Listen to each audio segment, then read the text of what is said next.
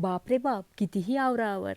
तर आता ही साफसफाई कशासाठी सुरू आहे? ह्याचा तुम्हाला प्रश्न पडला असेल. तरी सकाळी-सकाळी यांचा टिफिन पॅक करून दिल्यानंतरची माझी ही साफसफाई ह्यासाठी सुरू आहे, की आमच्या घरी होता खूप मोठा काहीतरी प्रोग्राम आणि तो कशासाठी आणि काय ते बघायसाठी तुम्हाला व्लॉग्स कंटिन्यू करायला लागतील. तर तुम्ही बघू शकता आता ही झुरळं मारण्याची प्लॅनिंग सुरू आहे आमच्याकडे.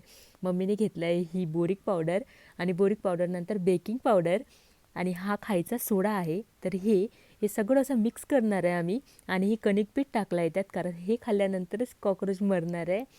तर ह्यासाठी घेतलं आहे डांबराची गोळी. तर त्यावरच कॉक्रोच काढलेला आहे चित्र त्याचं. तर समजूच शकतो आपण की हे कॉक्रोच मारण्यासाठीच काहीतरी रामबाण उपाय असेल. तर हे कापूरवडी घेतली आहे त्यात आणि असं कुटून घेणार आहे थोडं.